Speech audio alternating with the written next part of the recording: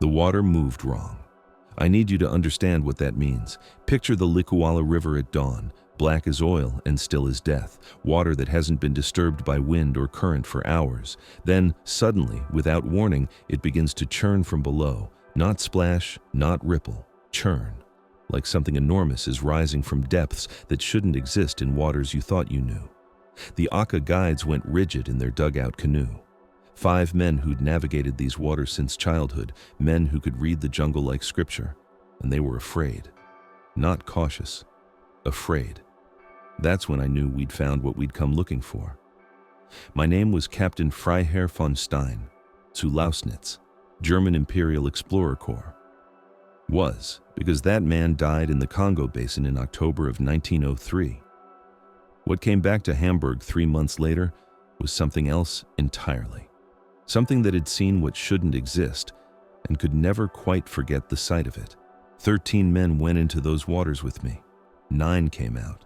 3 died of fever. 1 was taken by crocodiles. But that's not why I've kept silent for 37 years. Those deaths I could explain to the colonial ministry. Those deaths fit in official reports. It's the other things I saw that I couldn't put in writing. The things that made my Aka guides whisper prayers to ancestors they'd never told me about. The things that German science had no words for, no categories for, no comfortable explanations for. I'm 73 now. My heart is failing, the doctors tell me. 2 months, perhaps 3. I've outlived my wife, my children, most of my contemporaries. The few men who returned from the Congo with me have long since died, taking their silence with them. Some drank themselves to death. Others simply faded, stopped speaking of Africa altogether, as if ignoring it might make the memories less real. But I'm the last one who knows the truth about what lives in the deep pools of the Likouala. And I've decided that truth deserves to exist, even if no one believes it. This is what happened in the autumn of 1903, when 5 Aka guides led me deeper into the Congo Basin than any European had ever traveled. This is what we found in waters that had no name on any map. This is what I see every night when I close my eyes. The expedition began in Brazzaville that September, though the real planning had started months earlier in Berlin. The colonial ministry wanted to map the northern tributaries of the Congo River, catalog the wildlife, establish the extent of navigable waterways for future commercial development, standard work for the Explorer Corps. I'd done similar surveys in Cameroon and German East Africa without incident, but this assignment came with something unusual. A letter from Professor Ernst Vollbrecht at the Berlin Natural History Museum. He'd been corresponding with missionaries in French Equatorial Africa, collecting stories about unknown animals in the deep jungle. Most were clearly mythological, spirits with human bodies and leopard heads, birds that could speak like men. The usual folklore you find in any unexplored territory. But one story kept appearing in reports from different regions, told by different tribes who had no contact with each other. All described the same creature, all used similar words, even when filtered through different interpreters and dialects. A large animal, reptilian, living in deep water, neck like a serpent, body hidden beneath the surface, feeding on river vegetation. The natives call it Mokele-Mbembe, Vollbrecht had written, the one who stops rivers. They speak of it as real, not mythological. If such a creature exists, it would be the biological discovery of the century.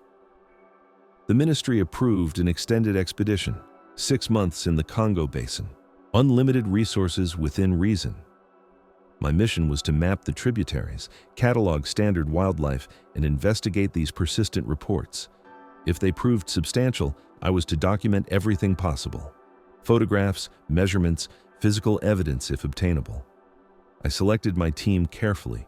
Heinrich Müller, my cartographer from the Cameroon expedition, Dr. James Sutherland, a Scottish naturalist with experience in tropical diseases, Klaus Weber, photographer and equipment specialist, 2 German sergeants, Hoffmann and Lange, for security, plus whatever local guides and porters we could recruit in Brazzaville.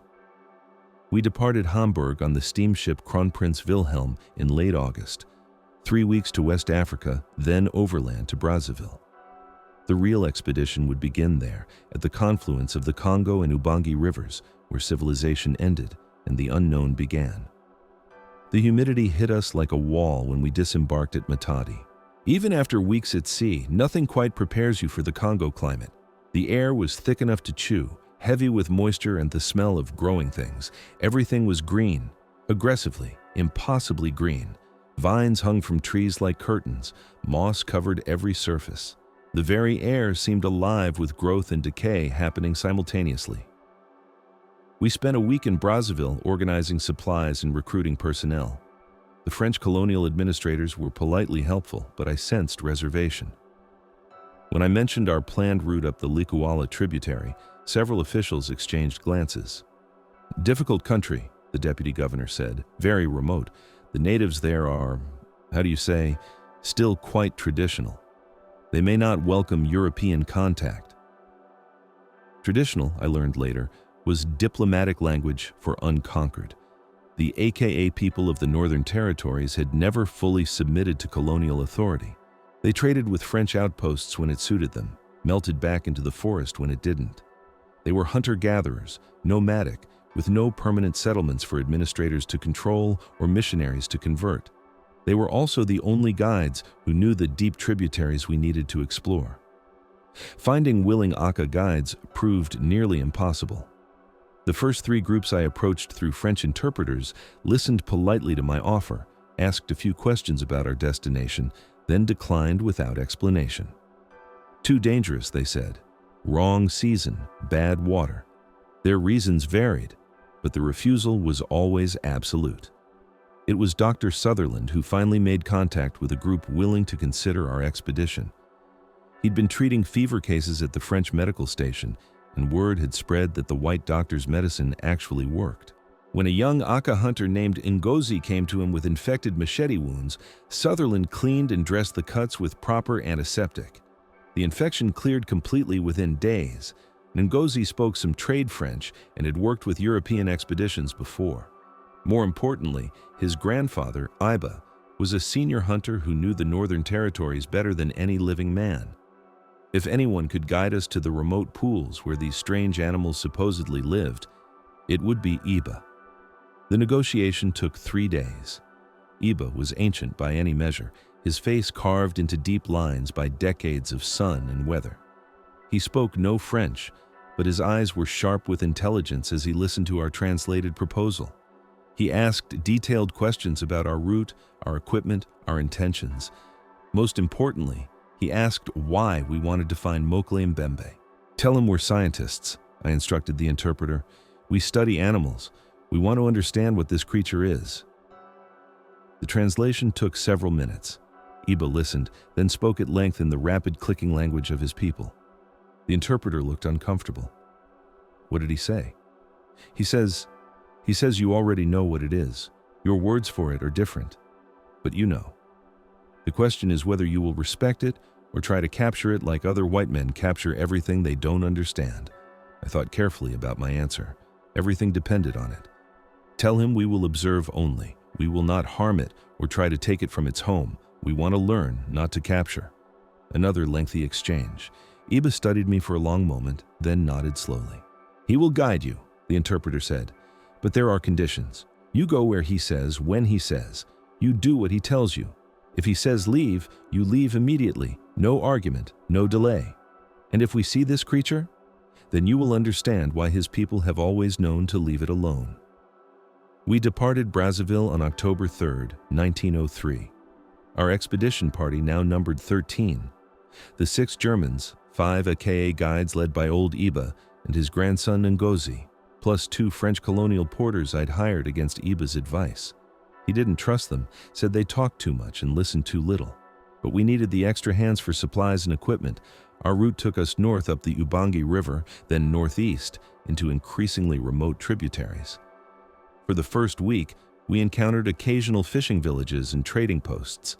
The last outpost of any size was a ramshackle collection of huts around a French customs station at a place called Mobai. Beyond that, the map showed only blank green and the words, unexplored territory. Iba had insisted we travel by traditional dugout canoes rather than the steel boats I'd originally planned. Metal makes noise underwater, he explained through Ngozi. The old ones don't like metal sounds. I assumed this was superstition, but agreed anyway. The dugouts were faster in shallow water and easier to portage around obstacles. We pushed deeper into unmapped country. The river narrowed as we traveled upstream, winding through increasingly dense forest. Trees met overhead, creating a green tunnel that blocked most direct sunlight. The water turned from muddy brown to clear amber, then to a dark tea color that reflected the canopy like black glass. The sounds changed too. Near Brazzaville, the jungle had been full of noise. Birds calling, monkeys chattering, insects buzzing in constant chorus. But as we penetrated deeper into Iba's territory, the forest grew quieter. Not silent, but selective. Certain sounds continued, others simply stopped. Dr. Sutherland was the first to comment on it. "Have you noticed we haven't heard any large mammals for 2 days?" he asked on our second evening in unmapped territory. "No elephants trumpeting, no hippos grunting, even the bird calls are different." He was right. The deeper we went, the more the jungle seemed to be listening, waiting for something. Weber had been documenting our route with photographs, but the light under the canopy made good exposures difficult. His plates kept coming out underexposed, shadows too deep, details lost in murky darkness. "It's like the forest doesn't want to be photographed," he joked, but there was unease in his voice. Our Aka guides showed no such concerns. They moved through this territory with quiet confidence, reading signs in the water and vegetation that were invisible to European eyes. Iba would study a particular stretch of bank, nod to himself, and gesture for us to follow a specific channel around what looked like identical jungle to me. Every choice proved correct. No dead ends, no portages around impassable obstacles. They knew exactly where they were taking us. On our 8th day in unmapped territory, the character of the river changed dramatically. We'd been following what appeared to be the main channel when Iba suddenly directed us toward what looked like a wall of hanging vegetation. As we approached, I realized it concealed the mouth of another tributary, this one flowing from the northeast. The water here was different, clearer, but somehow heavier. It had a peculiar quality of stillness, even where current should have created movement. When Weber dipped his hand to test the temperature, he jerked it back quickly. "Cold," he said, shaking water from his fingers. "Much colder than the main river." Iba spoke rapidly to Ngozi, who translated. "He says this is Mokele-Mbembe's river. The creature lives in the deep pools upstream. We are entering its territory now." As if to emphasize the point, something large moved beneath our canoe. Not bumping it, not threatening, just acknowledging. A presence passing underneath, too big to be a fish, too fluid to be a crocodile. The canoe rocked gently in its wake. Muller gripped his paddle tighter. "What was that?" Abba spoke again, his voice matter-of-fact. Ngozi translated, "He says that was just a messenger, to let Mokele-Mbembe know visitors have arrived." The tributary wound through increasingly pristine jungle, no signs of human presence, no cut trees, no fishing weirs, no clearings where villages might once have stood. This was forest as it had existed for millennia, untouched and untouchable. The trees here were enormous, buttressed giants that must have been centuries old, their crowns lost in mist far overhead. Vines thick as a man's waist hung from branches, creating curtains that parted as we passed and fell back into place behind us. The only sounds were the quiet splash of paddles and the distant calls of birds I couldn't identify. We made camp that evening on a small island in the middle of the stream. Iba insisted on this location, saying the water would protect us from forest spirits that might be curious about strangers. I thought it was more native superstition until I woke during the night and saw lights moving through the jungle on both banks, not fireflies. These lights were larger, more deliberate in their movement, and they seemed to be observing our camp from the darkness. "Leopard's eyes reflecting moonlight," Dr. Sutherland suggested when I mentioned it the next morning. But there was no moon that night, and leopards don't gather in groups to watch human camps for hours without making a sound. Iba saw my expression and nodded knowingly. "Through Ngozi," he said, "the forest people wanted to see who comes to visit Mokele-Mbembe. They mean no harm, but they are curious about Europeans. You are the first whites to come this far." "Forest people?" "The ancestors, those who came before. They watch over the old territories." I didn't pursue the explanation. Some things, I was learning, were better observed than understood. We continued upstream. The tributary narrowed further, becoming a series of pools connected by shallow rapids. The water remained that peculiar dark amber color, clear enough to see the bottom in shallow areas, but turning opaque where it deepened.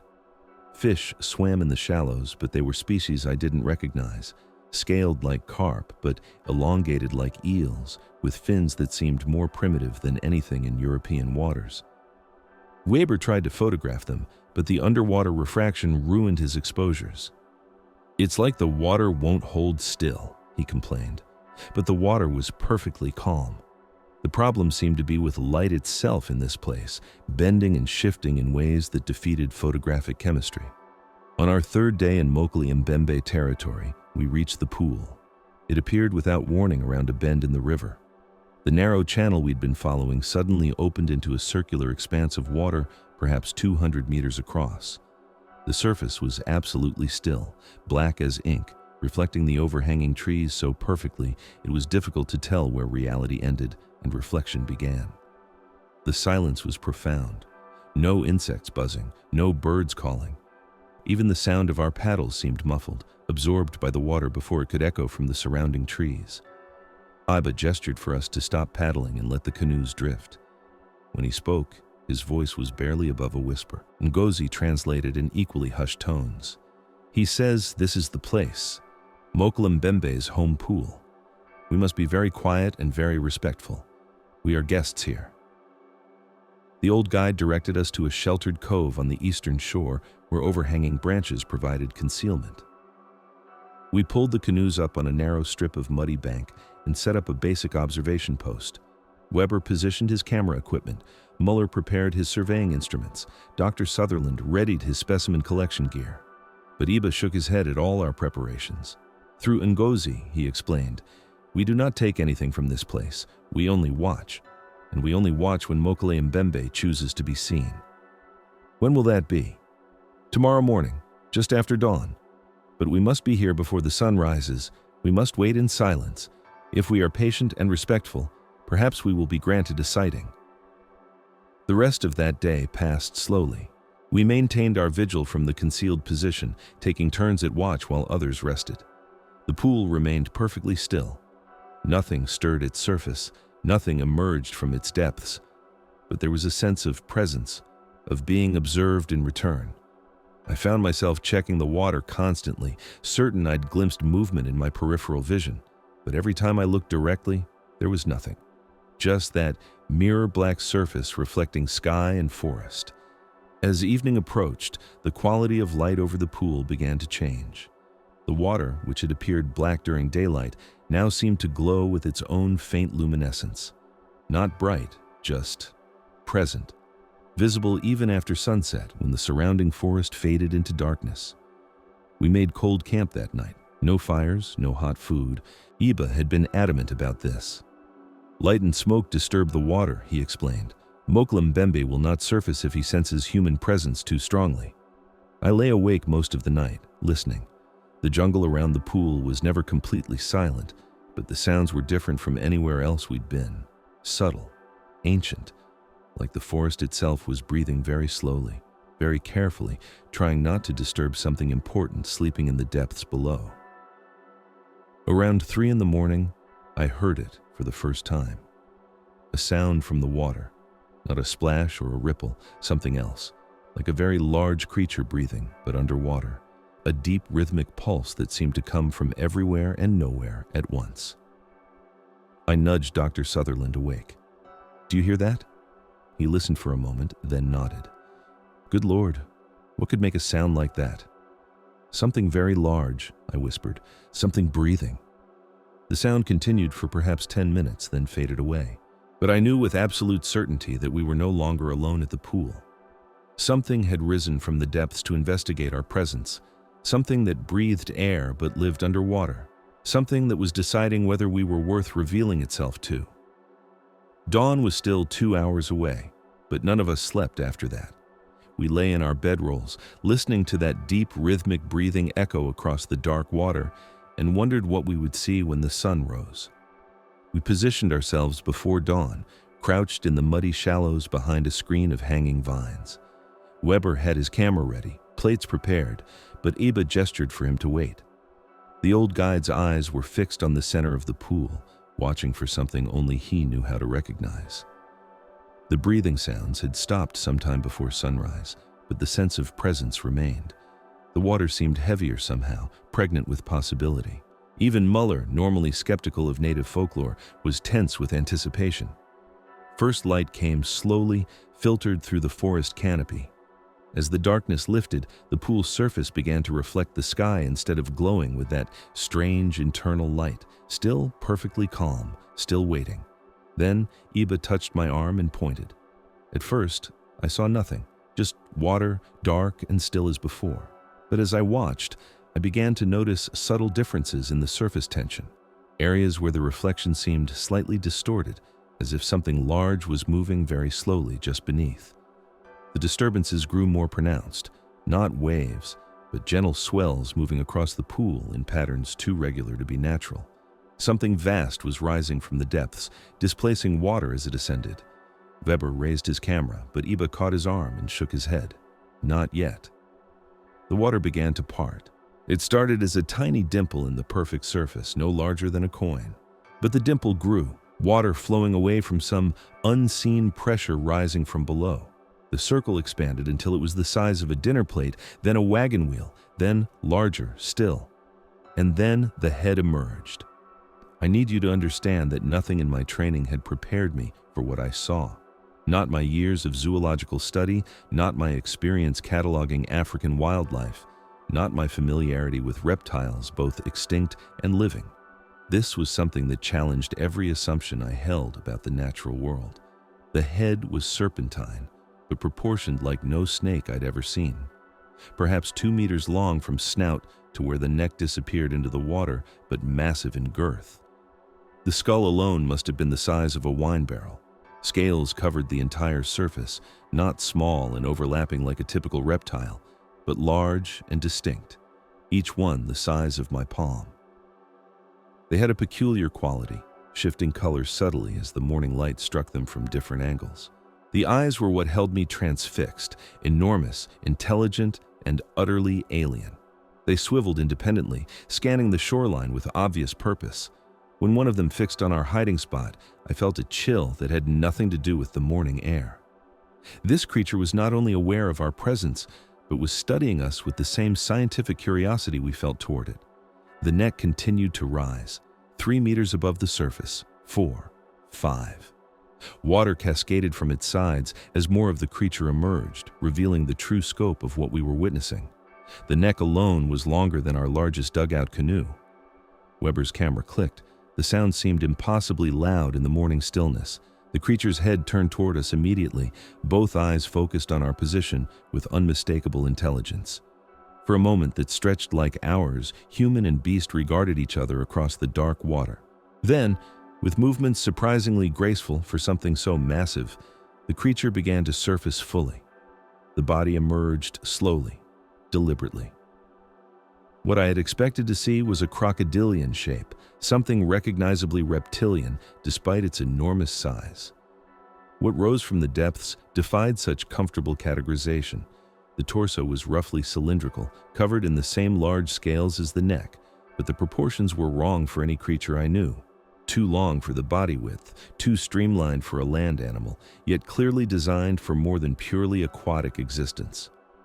4 flippers became visible as it surfaced further, but they were positioned more like legs than fins, suggesting this creature could support itself on land if necessary. The most disturbing aspect was its obvious intelligence. This was not the blank stare of a crocodile or the simple awareness of a large mammal. The creature was thinking, processing our presence, making decisions about how to respond to these strange visitors in its territory. Dr. Sutherland was scribbling frantically in his notebook, trying to capture details that seemed to shift and change as we watched. "The skull structure suggests herbivorous diet," he whispered. "Look at the tooth configuration, grinding surfaces, not tearing points. It's a plant eater." As if responding to his observation, the creature lowered its head to the water and began to feed. Long strands of aquatic vegetation disappeared into its mouth with movements that were almost delicate despite the massive scale. It paid us no attention while feeding, but I had the distinct impression it remained constantly aware of our location. Iba spoke quietly to Ngozi, who translated in hushed tones. He says this is a young one, perhaps 50 years old. The elders are much larger and rarely surface during daylight. How much larger? I asked. The answer came back after another brief exchange. He has seen one whose neck reached the treetops when it stood in shallow water. But that was many years ago, and such sightings are granted only to those the ancestors deem worthy. The creature continued feeding for perhaps 20 minutes, moving slowly around the pool with surprising grace. Occasionally it would lift its head to scan the shoreline, water streaming from its neck like a living waterfall. Each time those intelligent eyes passed over our hiding spot, I felt assessed, cataloged, and ultimately dismissed as no threat. Weber managed several more photographs, though he complained later that the light conditions made proper exposure impossible. The creature seems to absorb light rather than reflect it, he said. My plates keep coming out underexposed no matter how I adjust the settings. Muller was taking careful measurements with his surveying equipment, triangulating distances to estimate the creature's true size. His calculations, when he showed them to me later, suggested a total length of nearly 18 meters, with the neck accounting for roughly half that dimension. But it was Dr. Sutherland's observations that proved most significant. As a trained naturalist, he was recording not just the creature's physical characteristics, but its behavior, its obvious intelligence, its interaction with its environment. This is no primitive reptile, he whispered as we watched the creature methodically harvest vegetation from different areas of the pool. Look at the systematic way it feeds. It's not just eating randomly, it's cultivating specific plant beds, maintaining a sustainable food source. That requires planning, memory, and understanding of ecological balance. The implications were staggering. We weren't just observing a large unknown animal.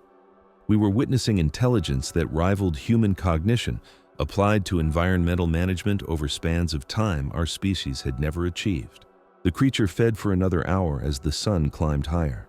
Then, as suddenly as it had appeared, it began to submerge.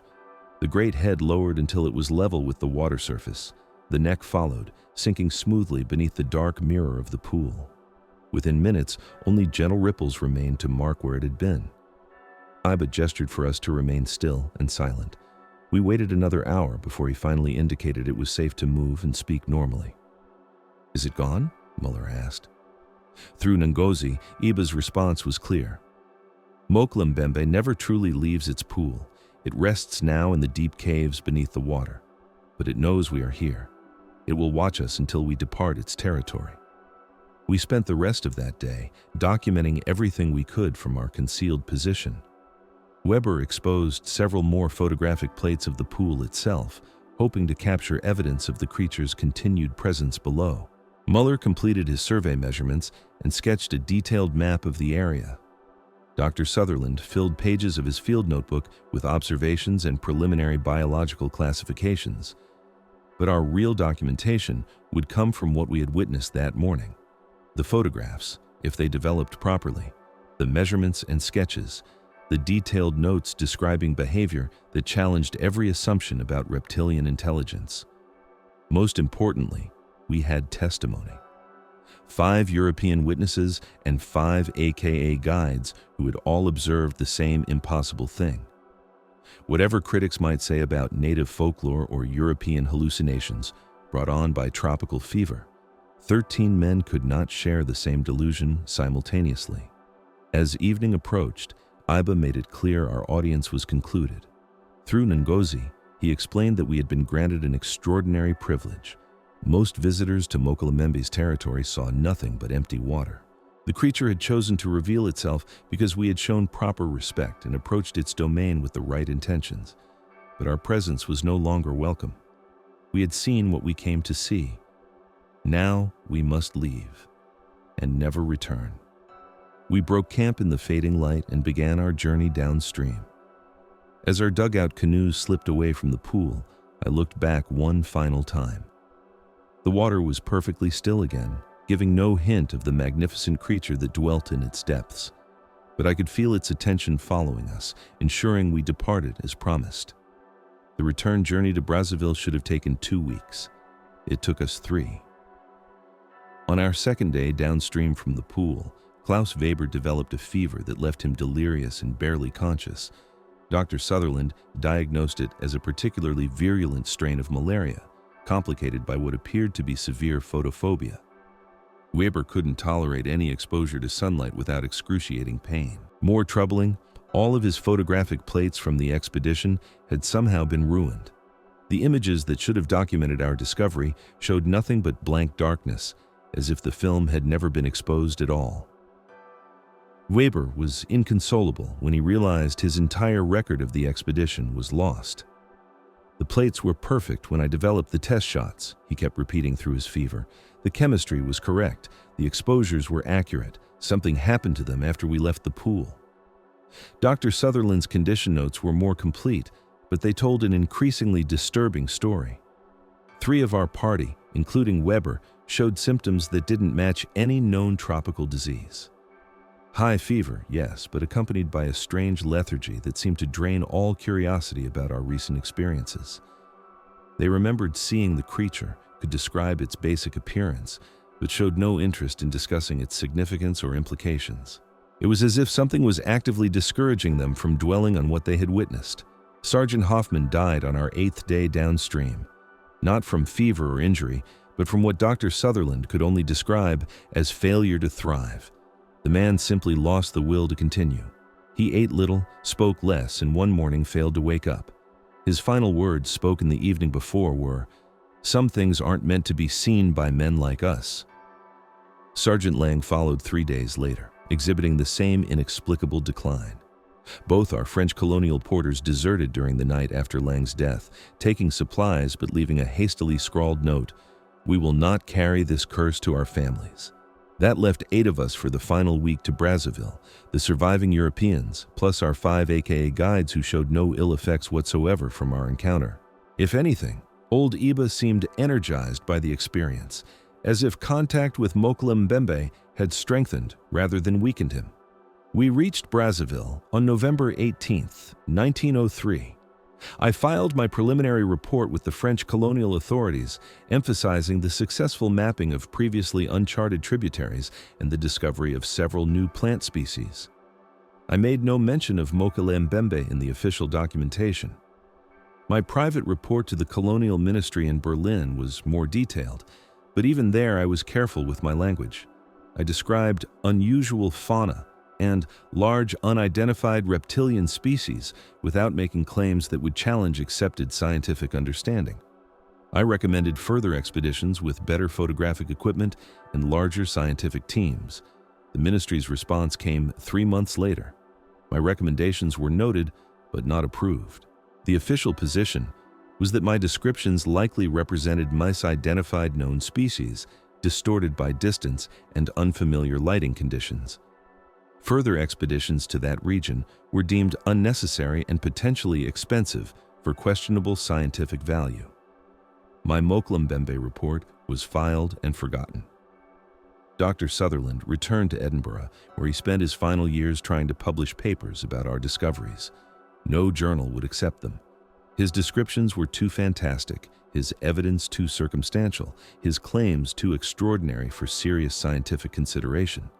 He died in 1908, still insisting that conventional zoology was ignoring the most significant discovery of the modern era. Heinrich Müller finished his cartographic work and submitted detailed maps of our expedition route. Those maps were accepted and published, becoming part of the official geographic record of French Equatorial Africa.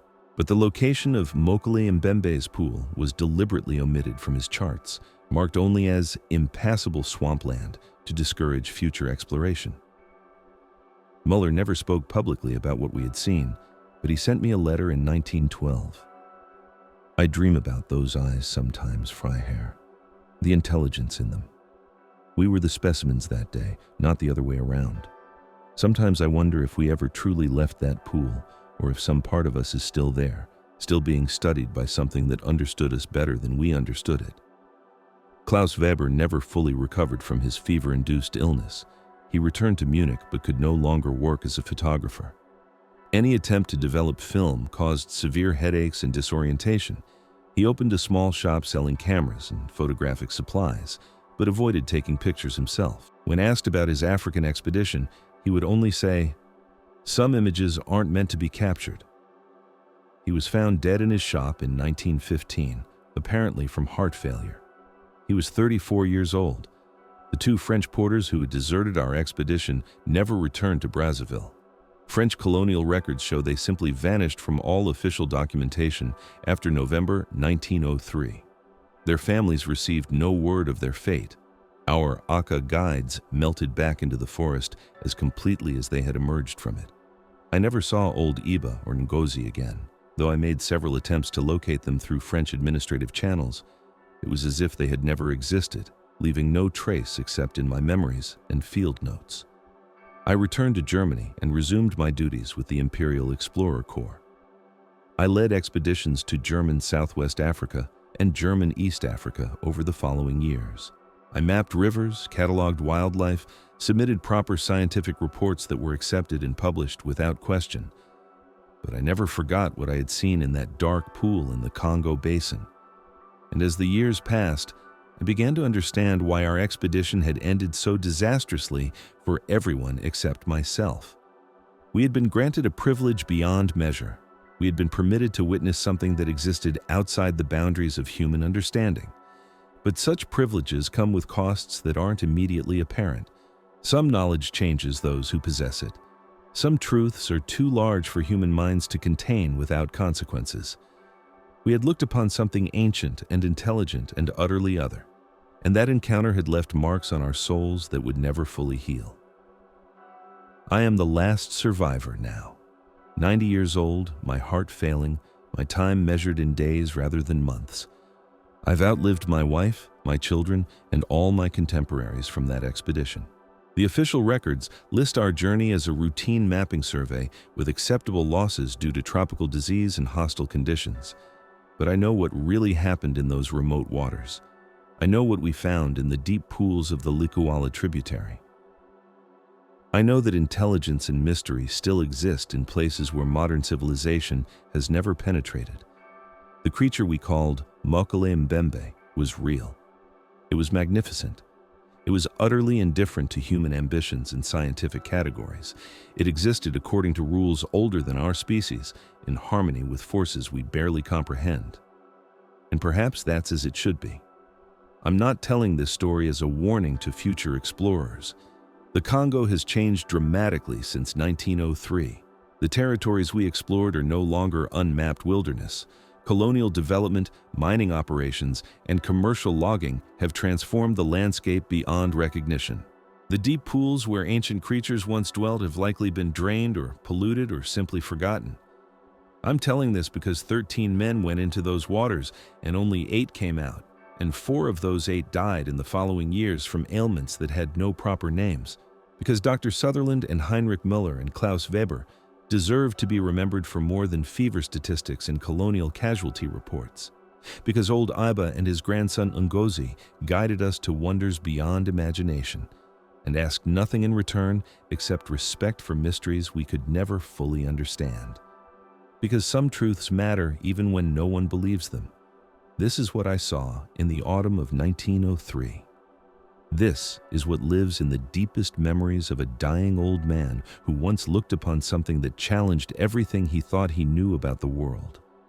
When I close my eyes, I can still see those intelligent alien eyes studying me across dark water. I can still hear the sound of something vast breathing beneath the surface. I can still feel the weight of being assessed by a mind older and deeper than human civilization. Make of it what you will.